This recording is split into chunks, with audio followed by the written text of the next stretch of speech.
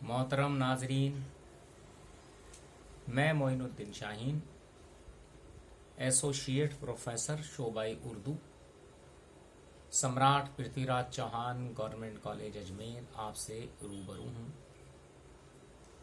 कल तक की निशस्त में हमने गोलकुंडा में उर्दू के तीसरे पार्ट तक तबादला ख्याल किया था।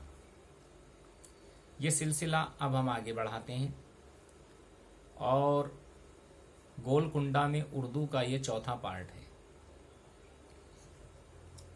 इस पार्ट में हम उस दौर के दो बड़े शायरों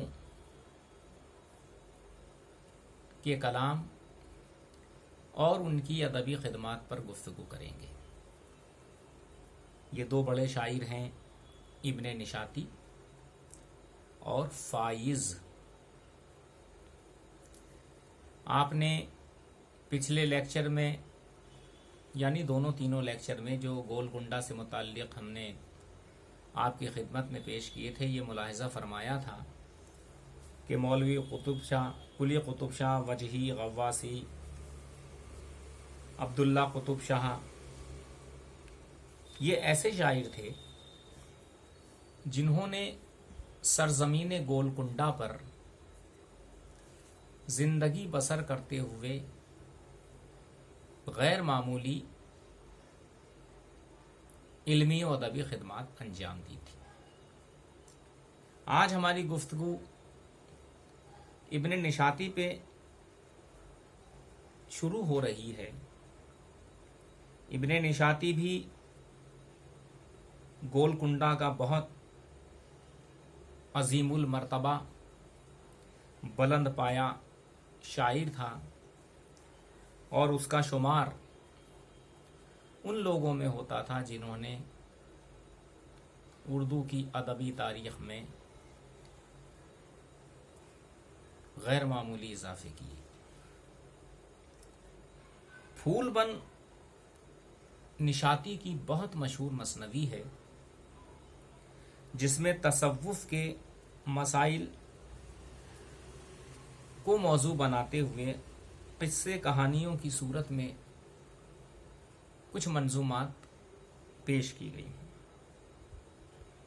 ये उस दौर की मसनवियों में ख़ास मर्तबा रखती है और उस ज़माने के रस्म व रिवाज को बड़ी खूबसूरती से इसमें बयान किया गया है।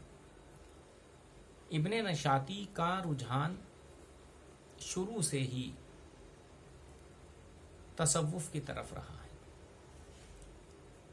उनकी मसनवियात या दूसरी तख्लीक़ात को पढ़ने से अंदाज़ा होता है कि वहदतुल वजूद, वहदतुल शहूद और तसव्वुफ के ताल्लुक़ से जो दूसरी अहम बातें हैं, जो दर्जात हैं, उन्होंने बहुत दानाई के साथ, चाबुक दस्ती के साथ, महारत के साथ अपनी कादिरुल कलामी का सबूत फराहम किया है। कादिरुल कलाम उस शख्स को कहते हैं जिसको ज़बान, बयान, तसव्वुरात, तख़य्युलात, तसव्वुरात, तफक्कुरात पर कुदरत हासिल हो। वो ये कहने का ढब जानता हो कि कौन सी बात कैसे कही जाती है और किन अल्फाज या किन ख़यालात के सहारे से कही जाती है। इब्ने निशाती के बाद एक दूसरा शायर फाइज भी इस दौर का बहुत मशहूर शायर गुजरा। कहा जाता है ये ताना शाह के दौर का शायर था। ताना शाह गोलकुंडा का एक बादशाह था और गोलकुंडा में जो बरसरे इक़्तिदार रही है हुकूमत या जो ख़ानदान, उसी का एक फ़र्द था।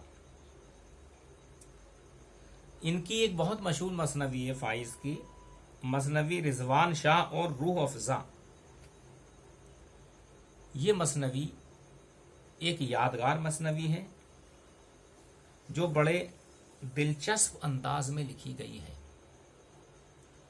और शेरी महासिनों खूबियों की बुनियाद पर या तनाजुर में اس کی بہت بڑی اہمیت ہے۔ یہ دکن کی پہلی مثنوی ہے جس میں فارسی ترکیبوں اور الفاظ کا کثرت سے استعمال کیا گیا ہے۔ مثنوی اسی لیے غیر معمولی ہے۔